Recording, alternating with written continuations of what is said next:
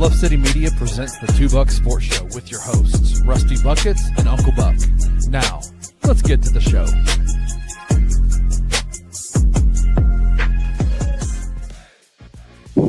What is up, everybody? Welcome to your Tuesday edition of the Two Buck Sports Show. I am your co-host, Rusty Buckets. I got my guy, Drew Gann, here with me as always. And we got a special guest, Mr. Zach Callahan from Grind City Brewing. Zach, how you doing, buddy? Doing great, man. Happy to be here. How are y'all? Yeah, I'm good, man. Drew, how you doing, buddy? I'm good. Listen, behind the scenes a little bit, didn't think I was going to be here today. And glad I was able to be here. This is a lot of fun to have Zach with us. We were at Grind City Brewing Company last Saturday. We'll be at Grind City Brewing Company next Saturday. And I've got some things to talk about. It's Tuesday. Man. It's Tuesday, man. We're glad to have Zach here because NBA season starts tonight. Opening games are tonight. You know, the Grizzlies don't play. The Pacers don't play, which is Zach's team. But we're going to be talking about all of that. NBA news, the Pacers, injuries, all that sort of stuff. But every Tuesday, we start our show the exact same way, and that is with our Tasting Tuesday segment. And we got a good one for y'all today.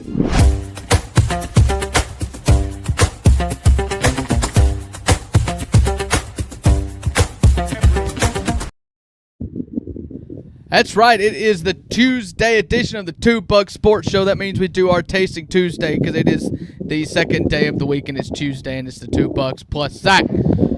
So that's where we just talk about some food that we've eaten. I set it up a minute ago. I'll just go ahead and go first, okay? Because then we've got some fun stuff, Grind City Brewing stuff that we're going to talk about after this. But we had the Grind City Brewing Company college football show on Saturday at Grind City Brewing Company. And I had the food truck there. And this is not just a plug that it was asked to do because Zach's on the show and we want everybody to come. This is a plug that is from the bottom of my heart.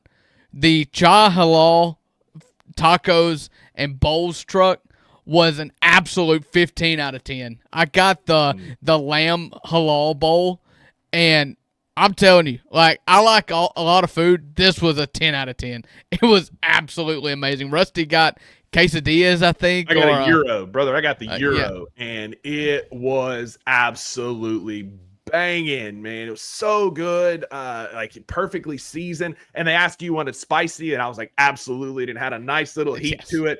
The fries were good. I had the sriracha, the mayo. Like, Zach, cannot talk about this food truck enough. And Kenny had the quesadilla and gave me a bite of it. The quesadilla was great too.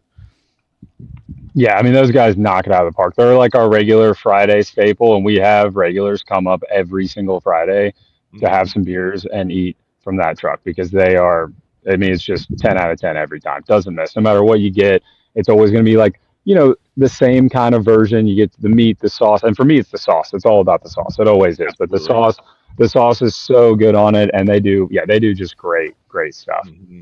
Yeah, brother, the food was great. It was hot. It only took like 10 minutes for it to be ready. They were super nice. Like I guess like a husband wife kind of team there, but they are super nice and friendly. Again, food fantastic, 10 out of 10. And the only thing that made it better, Zach, was wash it down with some good Grind City beers. Now, I know that's going to be what you were talking about here in a second, but big shout out to the boys and gals at Grind City Brewing for the beers this weekend. I'm pulling this up. I know you're going to talk about this some, the beers I got on tap. Drew and I had the Shaolin Temple Orchid, and I can't talk about that beer enough, how good and crisp and clean it is for an IPA. It's barely bitter, but it's got just enough of that hops forward that it's really, really good. Perfect way to start the day. Definitely one of the best things I've had in the last week. Yeah. The STO is what, you know, we call it the STO just to keep it simple, you know, but that's a phenomenal beer. Rice IPA, not super common. So like you said, with the rice element in there, keeps it super light, super crisp. You can put down a couple of them and not feel like full and stuff. We were at the Memphis Brew Fest. That's why I wasn't up here with you guys on Saturday. We were doing the Cooper Young Brew Fest, and man, we had that thing pouring, and people were loving it and coming back from Orange. You're like, man, this is, even the people that are like, I don't know, I don't really like IPAs. I'm like, give it a little try. You're at a beer festival. Get out of your comfort zone a little bit. And they were like, oh, I would actually drink this. I'm like, yeah, man, it's a great one. It's so Yeah, good. It's so smooth, man. That's one thing about, I think, getting out of your early 20s when you pass the thrill of just being able to consume alcohol legally, and you're in college and you're just trying to turn back as many as you can. To me, the best part of having a beer is trying something new. Like, that is the whole point for me. Like, I don't drink at home. I don't consume a lot. So the fun is trying new stuff. If you're not cool with just trying new stuff and you just like your Busch Light, not that there's anything wrong with Busch Light, but if you just are tried and true Busch Light guy, like, I don't feel like you're appreciating getting the full experience of craft beer. Yeah, I mean, that's more like if you're just putting down your old domestics every day and stuff, that's more drinking for sport than drinking for, like, taste and fun and stuff like that. And, I mean, look, there's a time and the place for both, but you definitely getting out of your comfort zone and trying things, because it's like, sure, there's going to be certain IPAs you don't like, but the way we make all beer now it's all over the place. And so you can definitely find something, a certain style or something like that. I mean, there's a brewery that had a pale ale lemonade shanty, which was a combination I would have never expected. And it was absolutely delicious. I mean, so, like, you never know. These people, I mean, it's a perfect combination of science and art to come together with these unique flavors. And man, there's so many delicious options. You were on the show with me one time. We were talking about how beer has just as much of a food pairing as wine and liquor and other things, right? Like, certain beers can bring out certain flavors and should be consumed as such with certain foods. And like you said, that's the beauty of craft beers. You could experiment and toy in the science behind the beer, tweak the flavor, really bring out, the maltiness of, like, an Oktoberfest, or some of the crisp from a rice IPA, the hop more of a hazy or a regular IPA, and pair it with good food. Oh yeah, absolutely. And look, we're doing a lot of beer talk, and obviously I'm a beer guy, but for my Tasting Tuesday, I'm mixing it up a little bit, and I'm going with, I even got one because when in Rome, right? As I'm here. Absolutely. Yes, sir. Sipping on the show. It's perfect. Look at that. That is the perks of cider. working in a brewery, right? Well, I mean, it's just right inside, man. It's right inside. I'm on the job. It's part of it, man. I mean, and this is our cider, and we brought this back pretty much every fall. It is super unique, absolutely delicious. It's not kind of like your traditional cider as far as the brewing style and everything like that. We basically make a seltzer base that we flavor with this, like, spice cider flavor. And it is basically, I mean, apple pie, applesauce, apple juice, kind of that flavor profile to it, a little bit of cinnamon to it. It is like fall in a cup. It is absolutely delicious. One of my favorite things we make. I always go beer over seltzer, cider, anything like that every time. But when this comes out every fall, I always have to dive into it because it's so light, crisp, refreshing. You can just throw them back.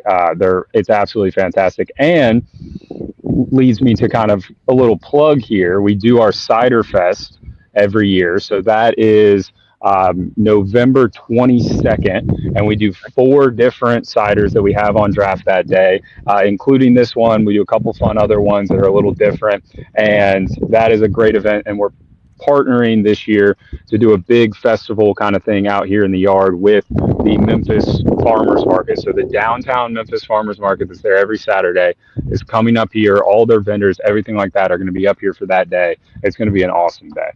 Heck yeah, man. That's perfect. What goes better with fall farmers market than cider? Like, that's just going to be a match made in heaven. That's perfect. It's a perfect, pumpkin patch. We always talk about pumpkin patch season during football. Girlfriend, wife wants to get out of the house, wants to go do some fall stuff. It's the perfect event. They can come up here, they can shop, hang out. You can get some delicious drinks. Football's still going to be on. They don't need to know that. And we're just going to be, it's the perfect kind of fall event for that. So it's great. Yeah, for sure. Well, tell us a little bit about, I got it up on the screen. What's some of the other seasonals or small batch I've got going right now that are pretty hot? Yeah. Of course, we're still in Oktoberfest season, so I mean, you can't miss on that. The Sipping into Darkness is this dark lager, and I think that pairs very well with the Easy Does It, which is the pub lager. Both 2 super easy drinking lagers. Just depends on if you want that more like light lager, go towards the pub. And then if you want something a little darker, a little maltier as we get into fall, you can go into that sipping into I'm darkness. intrigued by sipping into darkness. I love a good dark beer, so that one's yeah, got my attention. it's very good. And then I got to give a shout out to the Viva Las Lager, which is our honey lager. That was one of probably our original staple beer when we opened 5 years ago. We brought it back for the 5-year anniversary. We got it in the original 12-ounce cans, and it is super unique. It's this honey lager. It's actually gluten-free, which is really nice, but it's so smooth. It's got that sweet honey crisp, like biting into an apple kind of finish to it. And that's just one of my favorite beers. I'm so glad we brought it back for a little run, because it's not going to be here forever, because honey is insanely expensive, but it's a great one. So if you're here, definitely get at least one of those, because I promise you've not had anything kind of like that. Definitely recommend that. When I came out there and I played wiffle ball a couple of weeks ago, and it was in our bucket, because you get a bucket of beer with your wiffle ball team, 2 buckets. It was awesome. I'm like, this is the perfect way to play wiffle ball. And some of those cans were in there, and I had an Oktoberfest and followed up with a Viva Las Lager. Again, 10 out of 10. It was almost startling, like how different it was with that little sweet finish to just like a lager like that. But again, in a very good way. Yeah. It's a super unique one, but people who love it absolutely love it. And we've done some different flavors of it in the past. I think we're going to put it on draft with bringing back a couple of those flavors, which will be perfect, super fun. Perfect. Well, what else is going on this week at Grind City Brewing? I know y'all got a big event coming up this Saturday. Yeah. We actually have 2 big events. So starting at noon, we have baseball, cards, and brews. But actually, before that, real quick, we're doing the Miracle League, or not the Miracle League. We're doing the Grind City Cycling is having their Paint the Street Pink event starting at 9 up here. That's a really great event where they do a bike race, come back, hang out, have some beers. It's a breast cancer awareness ride that they do every year. So that's at 9. So we're starting the day off early. Bar will be open at 10. And then after that at noon is when we have baseball, cards, and brews, which is a great event sponsoring the Miracle League. Helping to build a baseball field that's fully accessible to anyone, for all ages and everything like that. It's super great cause that they're doing it for. They're going to have memorabilia, jerseys, anything like that, as well as cards from, it's kind of baseball focused, obviously, but they'll have all kinds of cards. So anyone that's a sports fan, card collector, anything like that, they're going to be set up all around in the back of the house, in the tap room, out here, outside on the patio and stuff. It's just an awesome event. And as far as like a cool kind of thing that you can get into here is I actually brought out one of the mugs. So we will be selling these awesome baseball bat. You can tell right there. So it's a baseball bat mug. You can get these for $35. First pour is free, and then $5 pours after that. You get to take this home with you. Super cool. Has the Memphis on it right there with the Miracle League. Got literally the view behind me is right there. If you can check, boom, right there. So, super cool. Great cause. Going to be a great day. We'll have all the games on the projector and everything. And a little another plug here. The reason I'm outside today is because inside the tap room right now, we are getting full surround sound. So that'll hook up to, yep. So for trivia, to the games, everything like that, we're getting the surround sound installed right now as we speak. So that, fingers crossed, everything goes smooth. That'll be up and running for trivia tomorrow, like every Wednesday. But we'll have the surround sound, and then for all the games and everything on the projector moving forward. We even have the Ole Miss game on the projector this week. I know there's someone. It's because Rusty's not there. Yeah. But we got Ole Miss, Oklahoma at 11, straight into Mizzou, Vandy, and then we're doing Tennessee, Kentucky as the night game. So great day of football. That'll be on. I think they're even going to hook up a little projector in the back for all when you're walking through the card vendors. They're going to have the games on in the back as well and everything. So great day. Going to be a good time. Tons of food vendors and everything up here. So definitely would recommend coming out this weekend because it's going to be a good one. Absolutely. Sweet. Yeah, man. Appreciate all that, Zach. And y'all get out to Grind City Brewing. Get me that image, Zach, of the games, and I'll make sure we'll push that this week on the show so everybody knows. Yeah, absolutely. It's coming up to be here, to go to Grind City and hang out. It's going to be a good weekend of football and all that. But speaking of football, we got basketball back. That's where we're going to start. On the other side of this commercial break, we've got a little bit of Grizz injury news to talk about, some NBA previews, and Zach is a Pacers fan, so I'm curious what his takes are on the Pacers coming up. No Hallie, no Miles Turner, what this team's going to look like. So stick around the other side of the commercial break, and we're going to talk some hoops.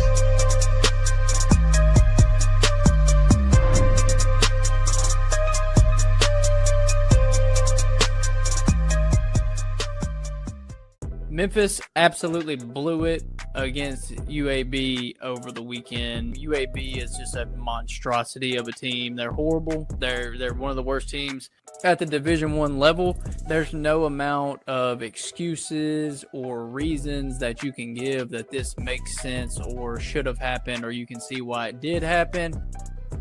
I don't worry about this team getting up for big games and playing close with whoever's in front of them in those big games, in those big-time moments. But time and time again under Ryan, we watch these shit-ass teams, home or away, stick in there, and these are the types of games that Ryan loses.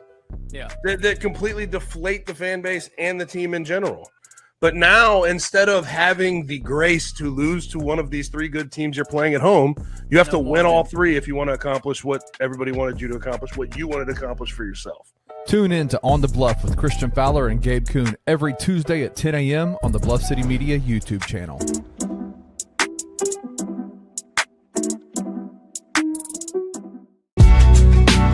In the heart of the Highland Strip for 27 years, Trilogy Tattoo has helped tell stories for Memphians for generations. Located at 530 South Highland, Richie and his team are waiting to help you tell yours. From tattoos to piercings, your body art should be as unique as you are.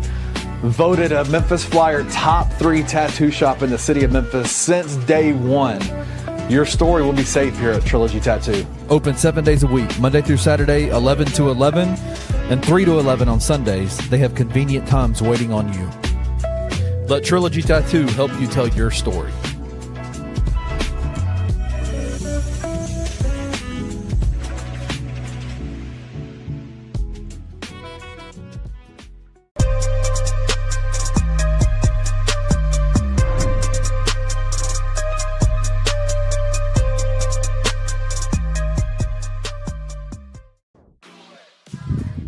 Welcome back to the Tuesday edition of the $2 Sports Show. We've got our guy Zach Callahan from Grind City Brewing Company with us. I would like to take a minute real quick just to invite everybody listening / watching on Twitter or anywhere else to come on over to YouTube.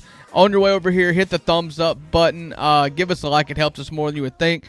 And get in the comments. Everybody in the comments is here. Edward, Jared, Wayno, all of our friends are over in the comments. So come hang out over here in YouTube if possible and click the thumbs up button on the way. But listen, we've got outsider amongst us when it comes to NBA fandom. We are a Grizzlies podcast. We typically only allow people to speak about the Grizzlies, but we're making an exception today as Zach is here. So we're going to get into some Pacers in a minute.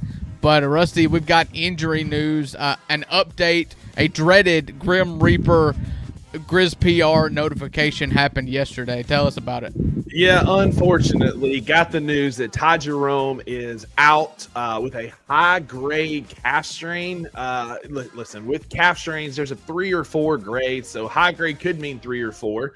Being a 3 or 4 means a rupture. There's a rupture in the calf. It's heading towards an Achilles tendon rupture. Could be down there, could be up in the muscle belly. I think it's good news that he's being reevaluated in 4 weeks. That tells me that it's not as severe, because if it was a severe grade 3 or 4, it would be 6, 8, 10, 12 weeks down the road before they look at it again.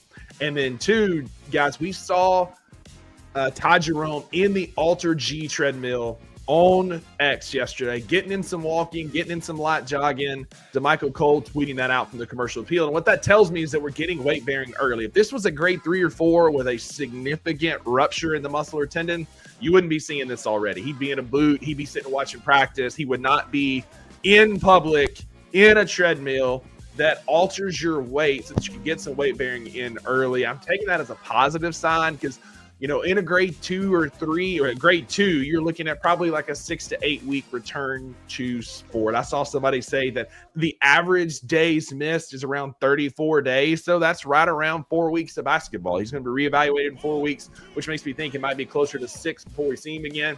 But it's good news on the Ty Jerome front based on what we've seen so far. You know, that was Jeff Stotts in Street Clothes that tweeted that out. And what he said is when you're talking about an upper high-grade strain with a tear is more along the lines of what Karl Anthony Towns, and again, this is per Jeff Stotts. Karl Anthony Towns with a grade 4 missed over 100 days. 112. 112 days. So you're looking at a big difference there between 34 and 112. You know, that's just math. If you need me to explain the difference, I can't do that as the resident engineer. But I think everybody can understand that. You know, and Rusty, you can probably explain this to us, but also Zach has experience with this. What scares me about calf injuries is there is seeming to be a direct correlation with an Achilles tear afterwards. That is what scares me. It's not the month off. Listen, do I want to start the year with our newest toy being on the shelf for 36 days? No, but that just kind of comes with cheering for the Grizzlies at this point. What scares me is the long-term stuff. So Rusty and then Zach, I guess. Rusty, what medically should I be looking forward to, hope for when it comes to avoiding in a future Achilles tear? And I guess, Zach, I guess you can just cry into the microphone a little bit as Tyrese Halliburton is the one that just tore his Achilles after a calf strain. I'll be quick. Again, seeing what we saw yesterday is a really good sign. I think he's going to be in the Ultra G a lot in the next few weeks, getting some weight bearing, getting some stretching and some loading through it. Because used to, when we were growing up, Zach, I'm sure y'all, Drew, have heard this, the old adage was rest. Don't swim for 30 minutes after you eat. Sure. Yeah. Rest, ice, compression, elevation, right? That's what we were all taught.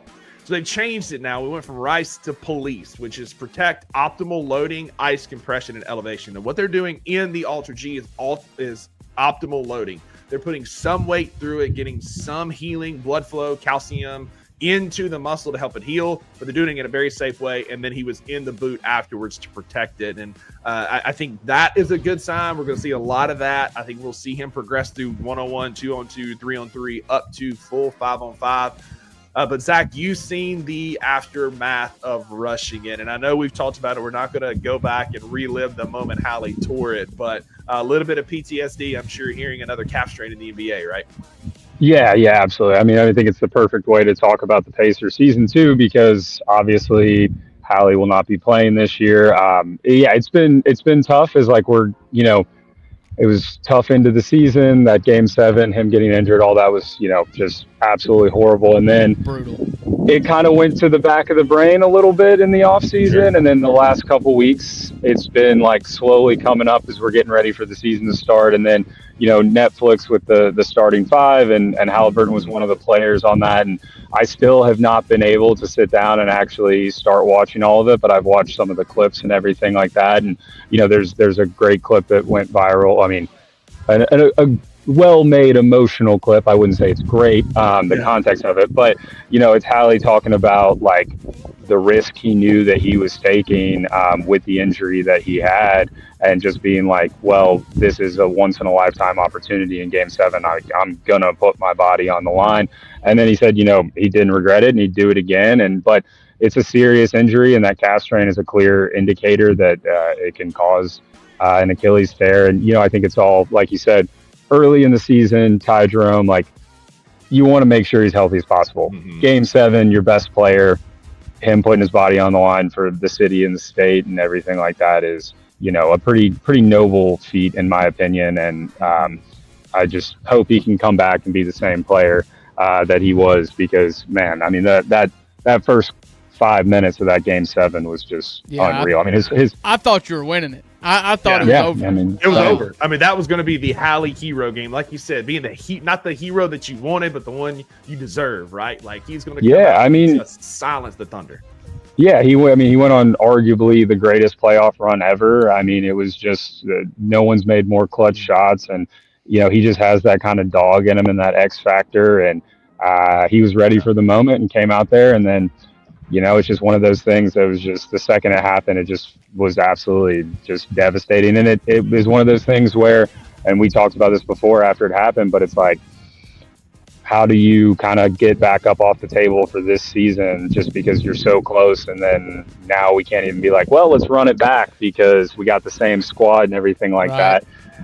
So yeah, I mean, that's kind of the big story with the Pacers, obviously, is no Hallie and no Miles Turner. Miles Turner left to go to the Bucks, which is just absolutely, I mean, whatever. I was kind of, I mean, whatever. He's been around trade rumors forever, but had been a Pacer his whole career, and then ends up leaving to go to basically our biggest rival, which is just incredibly frustrating and annoying. But I was kind of on the team of like, I don't think we should play him that much. He was out of our major impact players in the postseason. I thought he didn't really show up when he needed to, and I was just kind of done with the Miles Turner experiment to a certain degree. As far as like good positive news we got going in, Neesmith just signed a 2-year contract extension last night for like 40 mil, 40.4 I think it was. So that's good, getting him kind of I also thought it was a little interesting that it wasn't longer. I think we're in a weird place right now where we want to see how Hallie comes back on the injury and kind of see where all these players are at. I think also Nimhard is more of a focus moving forward. Mathurin, they're already saying we might. I mean, the thing about a small market team like the Pacers, and I mean, clearly they made it to the finals, they're kind of always in this playoff conversation, is you have to be really weird about how and like focus on how you're going to structure your roster, because you're just not going to get these big time players. So I think everything that they're doing right now is moving forward with the idea of like Halliburton and Siakam as the 1-2 punch for as long as possible. Halliburton's made it clear that he wants to stay in Indy and has no real interest in like kind of going anywhere else.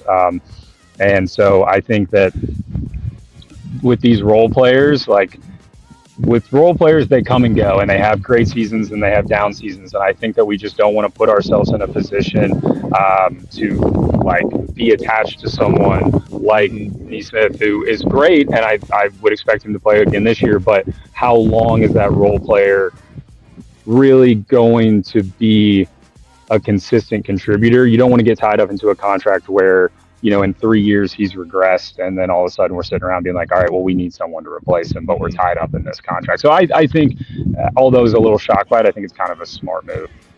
Yeah, I agree. I think it's setting up for a bigger contract in the future, some more money to be thrown his way, the new CBA. Like, I think it's just, this is a get him signed and then figure out the Hallie situation, like you said, in a year where right now FanDuel, the over-under is set at 360 or 36.5 wins. 360. 360. Yeah, they're winning every day of the year. Every day of the year. 36.5 wins. It's minus money either way. You're like minus 110 to go over, minus 114 to go under. The playoffs, you're plus 154 to make it, minus 210 to not, and you got the fourth best Eastern Conference odds to make the play-in on FanDuel right now. And I think that's part of the reason why the Neesmith contract looked like it did. Yeah, 100%. I mean, first of all, if we're just going off this, like, expectations for the season, obviously a lot different because of everything that happened. But I still like the over here, and I like the play-in at plus 120. I think the team's, first of all, just too well coached. I mean, I think Carlisle's such a good coach. I agree. That he's and the roster depth is still there. Siakam's still an all-star caliber player. They're going to run the offense through him. And then you have, you know, Nimhard, Neesmith, like all these role players we talked about. I mean, the depth is crazy too. I mean, coming off the bench, you have TJ McConnell, Ben Shepherd, both dogs who can just defensively lock down pretty much whoever they need to, whenever they need to. Then you have Toppin and our boy Jay Huff coming off the bench. And so, you know, G-League I mean, Defensive Player of the Year, Jay Huff. Jay Huff. I mean, what are we going to say? Grind City fan, Ball Jay Huff. Yeah, Ball Jay Huff. I mean, he's posting those mixtapes over in Spain with all these nasty dunks and stuff. Look, and then of course I saw it in the comments already, but Furphy is my like breakout player of the year. Like, he was unreal. Yeah, We have to say the guy that's the Furphy fan is Australian. Yes, is I know. awesome, He's Australian. you know, Yeah. so- But look, credit where credit's due. It was on my list already as our breakout player. I think he's actually going to get, you know, last year all throughout the season, everyone was talking about how good he looked in practice and everything. But when you're making a playoff run like we were. No. You can't, it's just now it's like, hey, let's see what we got in this kid. He's looked great in G League. He's looked great when he has seen the floor. I think they're going to give him some minutes early in this season to kind of see what he can do. And then you still have guys, Mathurin and Isaiah Jackson, who are two solid guys. Mathurin can take over a game, and especially now with not having Hallie out there really controlling the floor as much. I think we'll see a lot more of Mathurin bringing the ball up, having the ball in his hands, being a scorer, being a playmaker, which you saw a couple times in the postseason last year when we needed a spark. He would come in and he can put up points fast. So, I think the team's too well coached, and I think there's too much depth. And having someone like Siakam who's such a leader, and Hallie's still going to be there involved in everything. And I think playoffs, we'll see. I like him to get into at least the playoff game. I like him to win at least 37 games and kind of, and who knows, maybe these role players and guards learned a lot from the run last year. They have more confidence, and they can be a frisky little team in an East that's a little weird this year. I mean, obviously, like the Celtics are without Tatum, and I think that the East is kind of, there's no one in the East that really sticks out to me as like, oh my God. I mean, the Cavs obviously I think will be good again. The Knicks are going to be solid. I think the Hawks are going to be a little friskier, but I don't trust the team led by Trae Young. I'll tell you that much. Yeah, so I think obviously expectations are low. I'm not expecting too much, but I think there's opportunity there to still have a fun season and get all these guys more experience and more of a role, especially with these guards, where when Hallie comes back, everyone's feeling better about the situation. So I'm not ruling out the playoffs or the play-in or anything like that, but obviously expectations are tempered from where they've been in the past. Yeah, I think I like the over on the Pacers too. The East is too wide open, and you've got a Eastern Conference Finals team 2 years in a row, and including an NBA Finals runner-up last year. That's just kind of baked in the DNA of this team at this point. I like Siakam to have a big year, and so I'm a fan of the Pacers. And I think Johnny Furphy replaces Mac McClung in the dunk contest. The new white dunker is Johnny Furphy. Yeah. So one of us, like but not take. one of us, because I wish he was American, but yeah, that's it. That's what I'm saying. But he is out there just dunking all over new toy Jay Huff, who is going to get some minutes. And Wayno said earlier, there's going to be a big come down with Pacer fans and Huff, because Huff is going to be one of those guys that I can take from experience. And you know this, you saw him at Grind City Brewing. You fringe watch the Grizzlies because you're here. But there's going to be some games where he's going to come out and he's going to go 3 for 4 coming off the bench, and he is going to be your favorite basketball player in the world. And then he's going to come out and he's going to go 1 for 6, and you're going to be ready to cut him, because that's the J Huff experience. But you're going to get at least 1 to 2 reverse dunk highlights a week, and they're going to be awesome. But that might be his only 2 points. I'll take it. Yeah, worth it. I'll take it. I'll take that all day long. Yeah, I mean, I'm interested to see how he fits in that role. He's right now on the depth chart as the backup center behind Isaiah Jackson, who I'm excited to see really potentially have a breakout year. I mean, he's been kind of stuck behind Turner, dealt with some injuries and stuff like that. And then I saw King Meek say, is Wiseman going to start for the Pacers? He is not going to start. I think he's the third string. But, I mean, he did get some playing time last year. And look, Carlisle likes to run a ton of players out there, especially early in the season. Like, you will see Wiseman get minutes, and they do like having him in the building. And, so, I mean, I don't have a lot of high expectations there. But especially if, with everything not super high expectations and how deep the roster is and how he likes to coach, I would expect to see a lot of players getting a lot of minutes for the Pacers, who will be here in Memphis on Saturday. So yeah, we know all about the players. Taylor Jenkins ran out a literal army, and it looks like 12 Isolo is going to do the same in his system. But NBA kicks off tonight. I'll be curious to see what the Pacers do this year. I'll be curious to see what the Pacers do this year, because I do root for Grizzlies, and I'll root for Jay Huff to be good for y'all, as long as you aren't playing Memphis like you are this coming Saturday. But the Grizzlies don't tip off till tomorrow, so we'll talk more about that tomorrow. But while we got Zach here, we do have some football to talk about, because there's some trouble brewing. As I was switching out of that and went back to the full screen, I don't know why.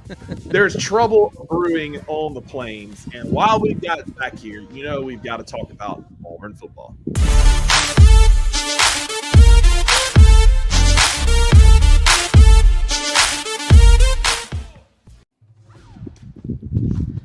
All right, so Auburn is in the middle for the third straight season. Started the season 0-4 in the SEC.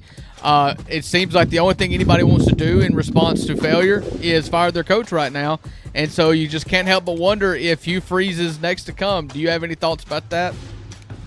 Yeah, I mean, he should have been immediately fired after that Missouri game. I mean, just there's no excuse anymore. I mean, he has had 3 or 2.5 seasons or whatever, 3 seasons now, and nothing has changed. If anything, we've regressed. It's just been, I mean, I just don't, he goes out every week and just says how close we are. And I'm so tired of listening to him and just not changing anything. I mean, he makes absolutely zero adjustments week in and week out. And it just absolutely is infuriating to watch. The offense, he's supposed to be this offensive guru, and supposed to be, never was. I mean, the only thing that I ever was excited about, which he's great at, is the recruiting. I mean, somehow through this embarrassment, we're still getting 4 and 5 stars committing to Auburn right now, which I just don't understand. I mean, they're out there tweeting about how the offense is bad, so I mean, he could sell ice to an Eskimo, but on the field, I mean, and we talked about it before the season when we did our preseason preview, which was like, he can recruit, he can get you excited and stuff, but he makes me nervous in the X's and O's. And each year he has just regressed in that department. And there's nothing that makes me have any confidence. I mean, it was overtime. We got -4 yards of offense in overtime against Missouri. And I'm sitting there being like, it's 4th and 4 or whatever. And I'm like, Arnold, I looked at everyone I was watching with and said, Arnold's going to get sacked here, because there's no creativity in the offense. Everything relies on, which worked at Ole Miss, I guess. But now defense it's just all relying on reading the defense before the play starts. And their shell coverages and everything now has completely changed that. And he just refuses to make adjustments. The team cannot handle adversity whatsoever. Obviously, we've gotten screwed with some bad calls this year. But anytime a bad call happens, I mean, you fold. The whole team folds. They have no dogs, no adversity, and it all comes from leadership. And he's sitting there being like, well, I don't know why this team just can't figure out a way. This team can't figure out a way to win, and this team can't do this, and this team can't do that. Buddy, it's you. You're the one that has the team is a reflection of you. And so it is just, it's absolutely so frustrating. And I'm done. There's nothing, it's not the result, it's the process. If I would have seen something that would tell me that we're actually moving in the right direction, but we're still losing these close games, sure. But you have I think like 15 yards of second half offense against A&M. You have 40 yards of second half offense against Georgia. And then, it was a disaster in the second half against Missouri. It's like, what am I, as a fan, like, what am I supposed to see that will change it? That something's going to change. And something has to change real quick, Drew. On FanDuel right now, Auburn is opened as a 1.5-point road dog at Arkansas, a team with an interim head coach, a team that has no real direction. They got Taylor Green. They can put up some offense, but they don't even have a real coach. They got Bobby Petrino at the helm. You kidding me? They got to upgrade. Yeah, that's fair. They're going to beat the brakes out of Auburn this weekend. Auburn is a -110 on the money line. Get all that over on FanDuel. Drew, what's your thoughts on Hugh Freeze? I know you have a lot of experience with him. I do. And to me, the thing about Freeze that's so confusing is that you beat Bama with Bo Wallace. It's not. He was on the front edge of this offense, this high tempo offense. That's what I am scared about. I talked about on Monday's edition of the $2 Sports Show about how you've got to be careful hiring the sitting head coach, because a lot of times those guys are in their mid-50s and 60s, and they're not willing to adapt and change anymore. And Hugh Freeze is one of those examples where he was young. He was on the front end of this high, no huddle offense. It really worked. You could get quarterback play out of somebody like Bo Wallace that was successful, and you could make a good quarterback. He now can no longer make a good quarterback, and everybody wants to blame Jackson Arnold, but the problem is you're in year 3 of Hugh Freeze, and you had 2 years of Peyton Thorne, and then you went and got who should have been your guy. He called him your guy. You protected him throughout the whole offseason. And Jackson Arnold, and it turns out that Jackson Arnold just sucks. But you picked this guy. It didn't work. And I think the thing as a person watching this, and you take football out of it, is I've watched Hugh Freeze for a long time. He looks unhealthy. Like, you can tell that the wear and tear of this season and this tenure here at Auburn with his age now, I guess getting older, he doesn't seem like he's handling it well. He looks like he's about to fall out on the sideline. If you watch this week, he whined and cried about not getting a vote of confidence from your athletic director. That'd be nice. Well, and let me say this real quick. Let me say this, because there's been reports I've heard about this, and this is you've got to come up with the money to fire somebody, and the money comes from boosters. And I believe that the reason he hasn't gotten fired yet is because the money people in Auburn, and I've heard this, the money people in Auburn put a lot of credence in the fact that they think that they were robbed of 2 SEC games this year, Georgia and Oklahoma. They think they were robbed, and so they are in this conundrum here to where, do I blame Hugh Freeze if we blame the officials for the loss? And I think that's why he's sticking around, and I also think that that's why if they get pelted on the road at Fayetteville this weekend, the answer will be made evident. I can kind of, lend a little bit to that. So a big thing was the AD, the athletic department, and the school were all the ones who were on board for the Harsin hiring. And so instead of listening to like all the money and influence and stuff like that, that was like much more of an internal like decision. Obviously went terrible. And so the table flipped, and now all the money and the boosters and everything had the power, and they went and got their guy, which was Hugh Freeze. That's who they wanted. That's who the powers that be that fund the pockets wanted. Is they want a good old ball coach who'd been down there and they beaten Alabama, and they were going to get their guy, and that's what they got. Now, the problem with that is that now they realize that, and you're 100% right, the controversial losses and calls and all that stuff, but from what I'm hearing is that it's more when they fired Gus, it was kind of, they didn't have their ducks in a row. And so I think this could be a little bit of a Billy Napier situation here where no matter what happens, I think Auburn's going to get their crap pushed in on Saturday and we can get into all that. But I think it might be no matter what happens in the next week or two here, Hugh's gone. Like, I think it's over. I think they're trying to get their ducks in a row. I think they're targeting in on who the next coach is going to be and trying to get everything handled. Now, personally, I'm saying get Hugh out of here, get DJ Durkin in, and then we'll figure out the rest later. But DJ Durkin's a good coach. Yeah, I don't think he should be our head coach. I don't think he would fit properly in what the program needs right now. And we can talk more about who I think should step into that role and some candidates and stuff like that. But I just think that Durkin's he's the defense. I think we have a top 10 defense in the country. I think it's very, very good defense. Durkin has those boys fired up, and they're just left on an island every single game. Yeah.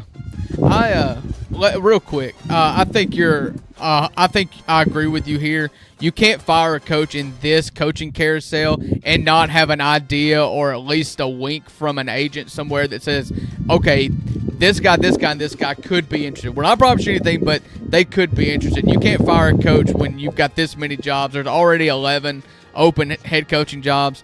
There's going to be probably at least 15 that come open at some point from coaches leaving, and you don't want to be stuck in the middle of this like Arkansas was a few years back and end up having to go with like a Sam Pittman kind of hire. You've got to have a wink and a nod here, and so I do hate to do this. I'm going to have to leave to go conduct some work stuff at 12, so that's my thoughts on Auburn. Zach, thank you for hopping on. Y'all take as long as you want to. Don't think you got to shut the show down because I got to go. But I do got to go. Appreciate everybody hanging out with us, and I'll be back with Rusty tomorrow. Appreciate it, Drew. Zach, to your point, man, you were talking about defense, 34th best stop rate in the country, an elite level defense, a team that can get a ton of stops. That's only giving up just over 1.5 per drive right now, which is one of the better ones one of the better rates in the country. And so it's doing a disservice that this offense is so bad at that defense. And then you've got an absolute alien in Cam Coleman, who's one of the best wide receivers in the SEC, if not in the country, and you can't even give him the football. He's only got 430 yards receiving this year on 30 catches. Like a guy like that, you put him in an offense like Tennessee's, Alabama, you put him anywhere else, and the kid is leading the conference. I mean, he's just an absolute freak, will be a massive player on Sundays, and you can't even get him the ball when it matters the most. And that's what's so tough to see from this offense is it has weapons. Hugh and Jackson Arnold just can't figure out how to get it there. Yeah. And I mean, Arnold, like, I mean, you know, we were talking about it just a second ago, but it's like Hugh just either can no longer evaluate the quarterback position. He certainly cannot develop it because Thorne never progressed. You know, we brought in Hank Brown. He got worse. I mean, even someone like Eric Singleton Jr., who transfers in from Georgia Tech. I mean, you know, his draft stock is plummeting because we can't get him the football. So I don't know what you're going to tell these kids when you go into their living rooms to try to recruit them, because they're only getting worse when they come to Auburn. And with Arnold, it's like, I do think in the right scenario, like he could be an average SEC quarterback or whatever, but we're not putting him in a position to succeed. And then he can clearly not like handle, like, you know, on third down or anything like that. And I mean, in the Georgia game, he misses a wide open Eric Singleton, speak of the devil, that probably could have won us that football game. Right up the middle, would have been a 65-yard touchdown. And he can't make the passes when he needs to, but he can't get in rhythm because of the play calling. So it's kind of like, you're damned if you do, you're damned if you don't. It's a two-headed monster there, and ultimately it all comes down to Hugh, and he's got to go, man. I can't deal with it anymore, and we can't sit around and just pretend like it's going to get better because there's no evidence that it will. Looking at the schedule, you lose this weekend to Arkansas, he's got to be done, but especially next week against Kentucky, like that feels like the game that is ripe for a interim head coach to take over for. Kentucky is terrible. Yes, they went to overtime with Texas, but I think that speaks highly on Texas. It speaks more to Texas than it does Kentucky. Watch out for Mississippi State this weekend when we host Texas, but more on that to come later in the week. And then you got Vanderbilt, right? Like you've got like that Vanderbilt team is going to punch you in the mouth, and that would make me nervous if I was an Auburn fan. But you've talked about it. You kind of skirted around it a little bit. Who is your candidates? Who are you looking for if Hugh Freeze is let go? Yeah, so there's like four main names that I'm kind of circling around. Two of them are like, I think there's a real chance and I really like. And one, not even close for me, is Kenny Dillingham. So he's Arizona State's head coach. He was a offensive coordinator at Auburn. So he's been to Auburn. He knows Auburn. He was one here at Memphis as well as a coach at Memphis. But I think what he has done with Arizona State, he's young, he's fiery, he's created his own type of, you know, culture that has been embedded into that program after they were in a really rough spot when old buddy what was his name that was there before? Anyways, he's created a complete new culture and he's young, he's fiery, he's got a great offense. He can still bring his quarterback with him for next year, which is, you know, when you're thinking about this new era, think about what Cignetti did with Indiana so quickly was because he was able to bring all those players from JMU with him. Things like that I think are like super important. And I just like his demeanor. And we need someone, when I go through all these coaches, you'll see it. But we need someone who is young, fiery, up for the challenge, and not this old boy culture and stuff. Like, look, say James Franklin, for instance, right? I think Franklin's a great coach. I don't think he fits in at Auburn and would work at Auburn. But like, if I'm the University of Wisconsin, have already hired James Franklin, because like you're telling me at Wisconsin you can go back to winning 9 to 11 games a year and you're not going to win a national championship, but who cares? Like that's kind of like Herm Edwards. Thank you, Jared. That's who I was talking about. Yes. I could see his face, but I couldn't. But it's just one of those things that like I just are we back?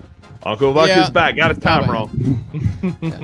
Hey, I love it. But that's the type of coach that we need. And so like for Wisconsin, go do that. I mean, I think Penn State, I'm sure you guys talked about it and stuff, but I think that move by Penn State was pretty rash. What are they going to do? Go get Matt Rule? I'd rather have James Franklin than Matt Rule. But anyways, yeah, that's the type of coach that we need. The second guy I have on the list who in Auburn circles seems to be the favorite for like right now is John Summerall.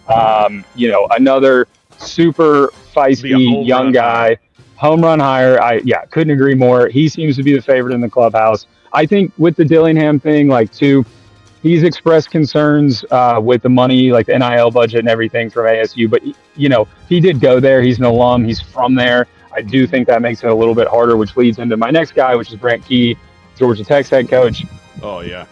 An absolute dog, would bring that offensive line mentality, none of that old boy culture or anything like that. All these guys would bring in a new culture that we desperately need. I mean, when I was sitting, me and my buddies were talking about it, and we were all at that Georgia game. And at the Georgia game, when they're showing highlights and everything like that, every single thing is from 2010 with Cam Newton, which is great, and 2013, the Nick Marshall and all those crazy plays, kick six, all that stuff. Look, that is all great. But we can only we need new highlights. We need a new culture. We're just relying on all this stuff from almost 15 years ago to be like, remember those 2 random fluke seasons where we got arguably the best college football player ever, and then the 2 still salty luckiest. About that. Yeah, but still, it's one of those things where we need someone to come in and not abandon the traditions. You have to embrace Auburn and it'll embrace you back. But look what Bruce Pearl was able to do with he embraced Auburn and embraced it back, but he brought a new edge to Auburn and Auburn basketball and everything like that, and we need someone to do that. So Dillingham, Summerall, Brent Key, and then the last one I have is Rhett Lashley, another former Auburn offensive coordinator. Look, I think it's going to be really hard to take him away from SMU because of all the money that they have, and I think he's in a really good spot there where they don't have national championship expectations. You don't have to play in the SEC, but these coaches are crazy, man, and they want to compete at the highest level. And so he's a great offensive mind. He knows how to run a program. He knows how to deal with a big budget.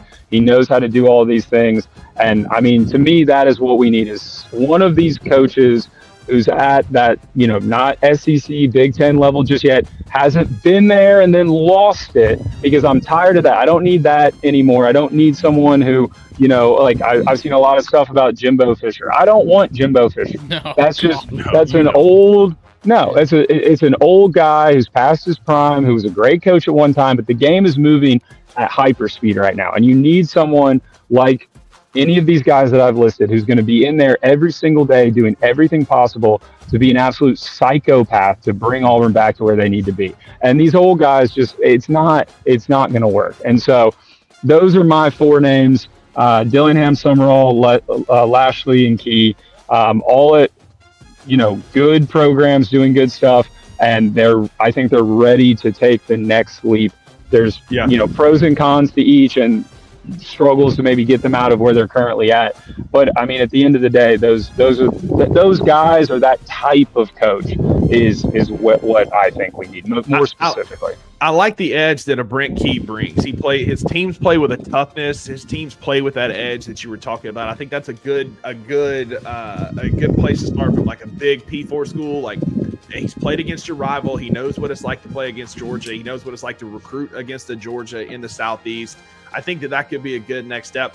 Dillingham, I think, is going to be an interesting one to watch, because that's going to be a name that comes up a lot with his fiery repertoire, with his ability to connect with players, watching him in with the fans too, when he just walks off from an interview to go celebrate with the fans and with the team when they upset Texas Tech last weekend. I like Dillingham a lot. Lashley, I agree. There's deep pockets at SMU. I'm curious to see if he would leave, but Drew, you've been pretty high on Summerall for a lot of jobs. I think he would fit in at Auburn as well. Yes, I was terrified that Mississippi State was going to hire John Summerall. I think he's the kind of coach that Auburn's got a problem, and Auburn got a problem in the money department and with the constantly needing access and a say in who gets fired and who gets hired. There's not one person. John Cohen, love him or hate him, he is listening to way too many people when it comes to making athletic director moves at Auburn. That's why I think you need a guy like John Summerall who can come in, and he has the gall and the nerve enough to say, all you people, Alabama did this when they hired Saban. Alabama had a problem when it comes to too many cooks in the kitchen. Saban told him to get out, and that was the start of the Alabama boom. Somebody's going to have to do that at Auburn. And to do that, you're going to need a guy that's willing to tear it down to the studs and play the long game and tell all these people to kick rocks. And I think John Summerall is a great guy to do that. I think he is a program builder. He was an offensive line coach at Ole Miss. And when he was at Ole Miss, everybody loved him. An immediate star was born there as an offensive line coach. He then went from there to his alma mater, which is Kentucky, before taking the job at where was he at before? Troy. He was at Troy. Troy. I wanted to say South Alabama, but Troy. Which is right down the road from Auburn, and there's we were all keeping an eye on him there. Yeah, so I think what you've got to look at for John Summerall is, does he have that drawback home? Because it's very possible that Mark Stoops is out of a job at Kentucky. Does he have a drawback home? If not, I think he's as good of an option as you can get, especially when you think of the other two names on your list are sitting head coaches at schools. When it comes to Dillingham, he was in the playoff last year. He very well could be in the playoff this year with how the Big 12 just shook up in Catastrophe Saturday. And Brett Lashley, who is also in the Big 12, runner-up in the Big 12 last year, also in the playoff. So it's really hard to pull somebody away. If you got to think, this is the thing with Kiffin too. We'll talk about Kiffin later. But any coach is going to have a team in the playoff. If they make the second round, you have missed the portal window. And so you're asking a sitting coach in the playoff to leave that team so that you can recruit from a portal from a new team is a big ask. Yeah, and you talk about Brent Key is on a Georgia Tech trajectory. The way the ACC is shaking out, Brent Key is heading right towards the playoffs as they are undefeated in conference play, undefeated overall with Miami getting beat. Like, that's 3 coaches, 2 from last year's playoff, and then a couple that could be in this year's playoff. John Summerall could be in the playoff. Yeah. Yeah, no, 100%. Yeah. I mean, I think ultimately, like with the, I think if the Auburn job opens up, which it will, Auburn, Florida, Penn State, I mean, even a little bit with Arkansas still being an SEC and stuff. I think with these coaches, like I talked about earlier, and obviously the game's changing a ton, and you can go.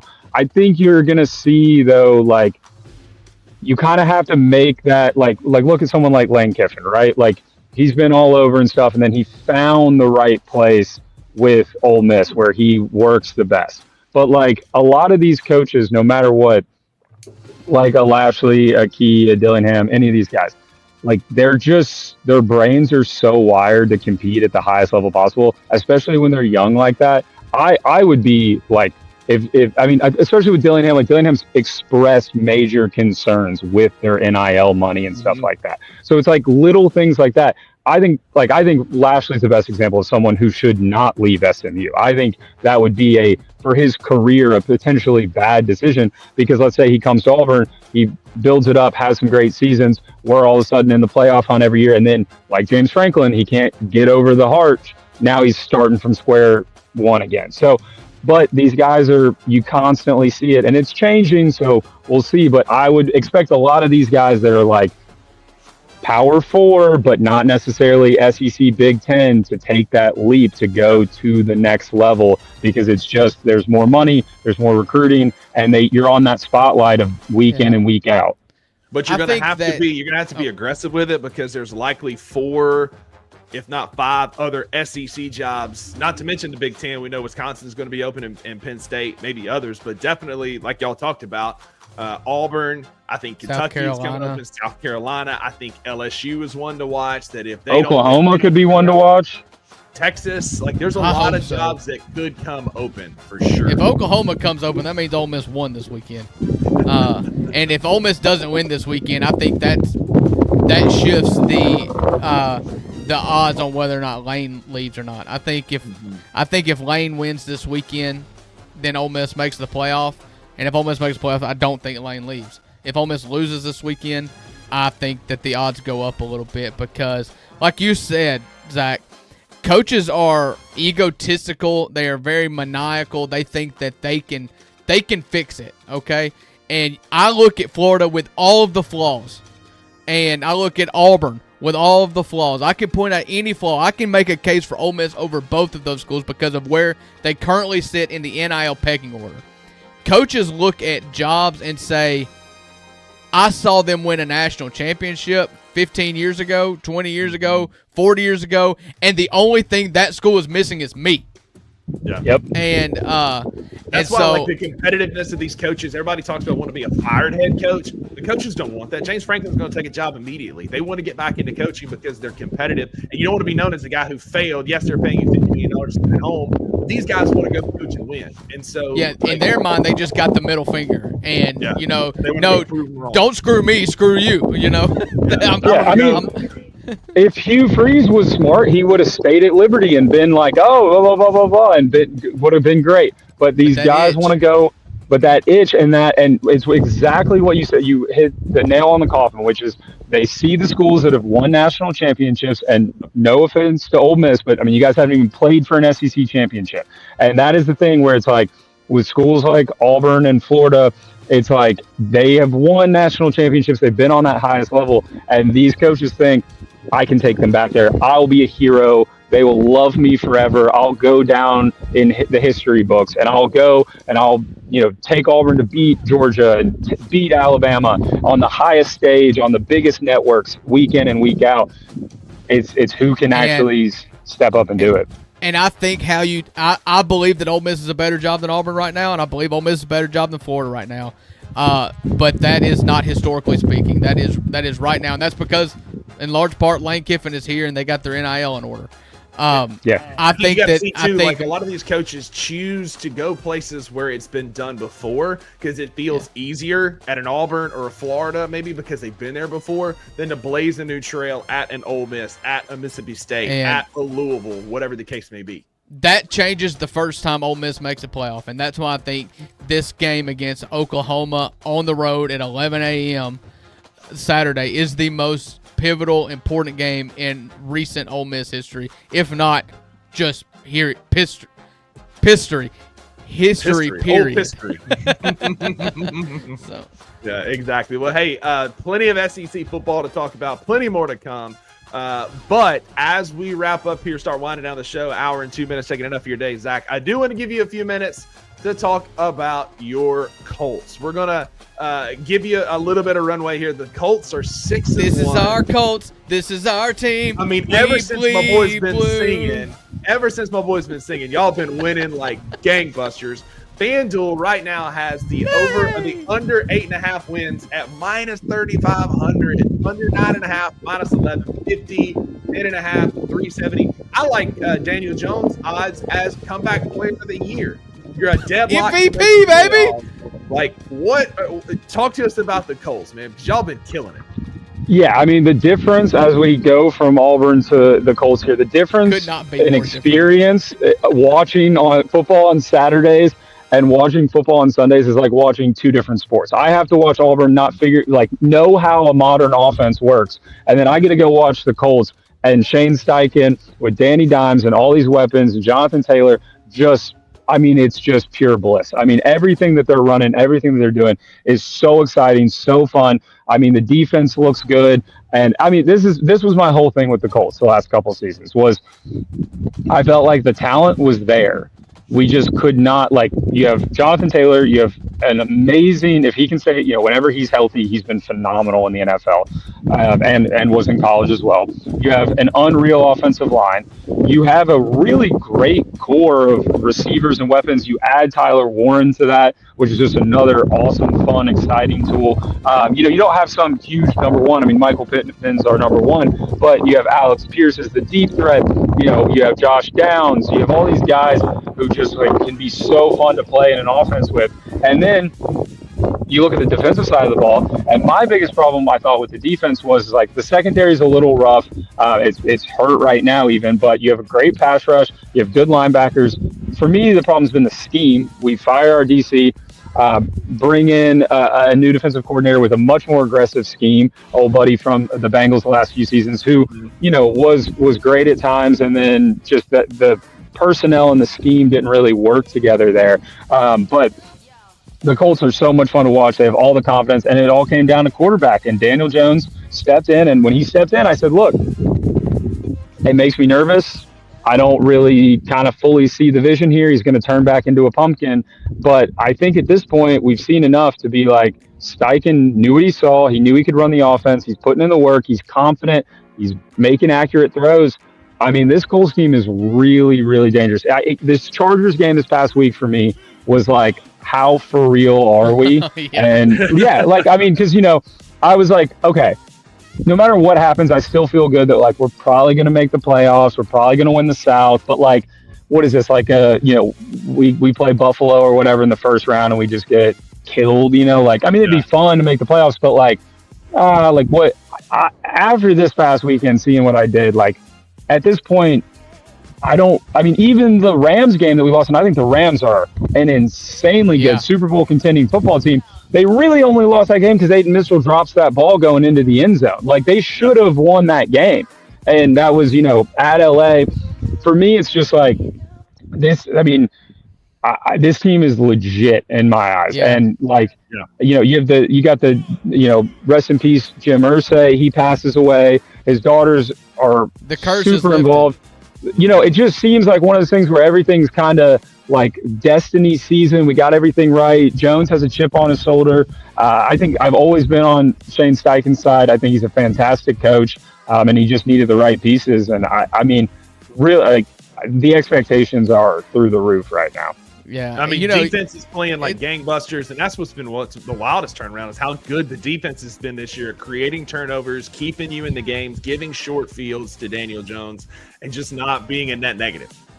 Yeah, I think that you look at that AFC South, you thought that this was the Texans to lose. Turns out you've got a race to the top with Jacksonville and Indianapolis. Like, what a wild time. And you've got to reshape who you think are good coaches and bad coaches nowadays because you have seen such a revitalization from so many quarterbacks that we were convinced were just trash. When you look at Sam Darnold, I mean, Carson Wentz now is looking good. People are wondering if J.J. McCarthy should even come back because of the job Kevin O'Connell's done for a second year in a row, resurrecting dead quarterbacks. Geno Smith got a new contract based on what he did last season in Seattle. And the most impressive of all of them is Danny Dimes in Indianapolis. Yeah, absolutely. I've got the Colts defense carrying a lot of my fantasy teams over the last couple of weeks. They've been forcing turnovers left and right. Jonathan Taylor with a career resurgence, just an absolute bang-up job for the Colts this year. And kudos, man, because like Drew said, it was basically a two-horse race, and neither of them were ironically the Colts, the only horse in the division. And it's wild to see the turnaround for the Colts. And I think that the sky is the limit if this team continues. And the defenses look so good. Secondary is super banged up right now. If they get healthy again, the secondary could be locked down. And then we're in the mix for like a Trey Henderson type trade I've been hearing rumors about. If we could add one more pass rusher there, watch out. Trey Henderson's watch out. Awesome. Dog. Trey Henderson is so good. And him and because our DC Lou was with the Bengals. Him and Trey were like super tight. Apparently, he didn't want him to be fired. It was like a whole thing. So even more of a reason. Obviously, it's a trade, a lot of behind the scenes stuff. But we just changed Kenny Moore's contract and opened up like almost $4 million of cap space last week. Why would we do that? So, yeah, I think that. You've got to just be sitting on, like, I would quit watching Auburn if I were you. Like, just wake me up when it's over kind of thing, because what you've got in Indianapolis, you started this season hoping you got another Manning with the number 1 pick of the draft. To be locked in with Daniel Jones now and in a playoff hunt, man, living right, brother. Yeah, I mean, I saw a stat. I mean, the stats if you look up Auburn offense and you see the stats, it's like the most embarrassing thing you've ever seen. If you look up the Colts stats on offense, it's the most impressive. They are right now through 7 weeks the most efficient offense at like 83%. Not of like this season, no, of the last century. They just surpassed through 7 weeks the 2000 and whatever Patriots with the 2007 maybe, the Randy Moss Patriots. A.D. Mitchell doesn't drop the ball. They're undefeated. Yeah, I mean, the best record, like you're looking at the standings, and the best record in football belongs in Indianapolis. I mean, just the state of Indiana. As a guy born in Indiana, we just got to talk about it. Pacers, heartbreaker, Game 7 of the finals, but they made it to the finals. you have Caitlin Clark and the Fever and the run that they went on. Without Caitlin Clark, you have Indiana football, which might be the best or second best team in the country. I mean, and then you got the Colts. I mean, and then I'm just saying, Indiana Guardians sports are were running. good until they fell Guardians. apart. Yeah, that's Ohio, that's Cleveland, my guys, all my guys still. But I mean, Cleveland fans still have to deal with like the Browns and all that. But as far as Indiana goes, I mean, and Cleveland went on a crazy run. So my teams, you get your highs and your lows, man. You get your highs and your lows. So. I don't think you would complain, though, knowing that the 6 best Super Bowl odds belong to the Indianapolis Colts, which is just a wild statement to say. It's a wild statement to say. Get them while you can at FanDuel, plus 1,200 to win the Super Bowl. But that's going to do it for our $2 show today. Zach, man, thank you for stepping in and filling in for Drew in the 3 minutes that he had to step out today. Appreciate you being here, filling out in that time, man. Remind everybody what's going on. I appreciate you for the whole show, not just while I was gone. Thank you. Yeah, this weekend, another huge weekend. We have the cycling race, Paint the Street Pink, starting at 9 a.m. Tap room will be open starting at 10. And then we have the Ball Cards and Brews, the 3rd annual one. Going to be a great event. All events for a good cause. So come out, buy some memorabilia, get some cards. Get some John Morant cards, get some Jaren Jackson cards. I'll have tons of Grizzlies stuff. I'm sure I'll be looking for Danny Dimes cards personally. But come out, have a good time, and drink some cold beers. Get you one of these awesome mugs. And then, the 3 of us will be together here in 2 weeks up here for doing the show for Wingfest. Yeah. Hey, real quick, who are you guys rooting for in the World Series? The Evil Empire or the Evil Empire? You have to choose between Canada and California. Like anybody but the Dodgers. I was rooting for the Mariners last night. They had it in the bag until George Springer hit that just absolute what a moment. What a moment. Yeah. Throws the blazer on. So I'm all in on the Blue Jays.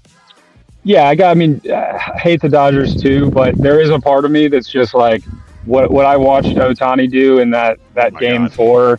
How did we one of the talk about that? Yeah, I just can't get over how amazing that was.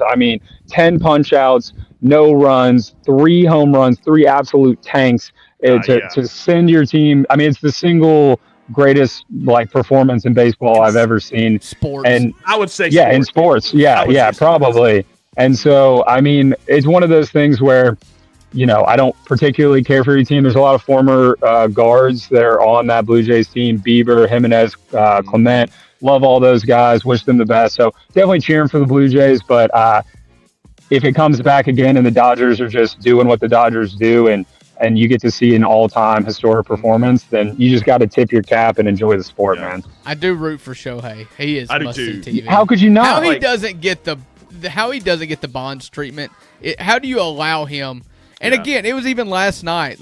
How do the Blue Jays allow the big dumper to hit a home run on you? But this is not only that. You're allowing him to hit home runs on you, and then he is absolutely making you look silly by fanning you 10 times. There could have been 2 people that played in that game, and they would have won. This is we've never seen anything like this in 100 years across any sports. This would be like an NBA quadruple double where you're scoring all the points, getting all the rebounds, all the blocks, and then assisting yourself. People brought up Travis Hunter and they were like, and I'm like, that's like if Travis Hunter was the quarterback and then also got 6 interceptions in a game. Yeah. It's like a Patrick Mahomes level quarterback performance. And then also an Ed Reed safety performance. Yeah, Darrell Reed. It's just there's no comparison. It's unreal. None. It's one of the most electric things in sports. And if you're not a baseball fan, you may not appreciate it, but just know this is one of the most athletic things we'll ever see in any of our lifetimes. But I'm with I love Vlad Jr. and his interviews and Yankees. I'm here for that all day long. Go Blue Jays. We'll be back tomorrow live right here on Bluff City Beatty's YouTube channel. Go see Zach and the gang at Grind City Brewing this weekend. And Drew, y'all go be a friend to somebody who needs a friend. Drew, tell them why there are no refunds. That's right, because with a $2 sports show, you get $900 million less than Shohei Ohtani, but it is exactly what you pay for. See y'all tomorrow. Thank you for listening to the $2 Sports Show. If you enjoyed this episode, leave a rating and a review wherever you download your podcasts.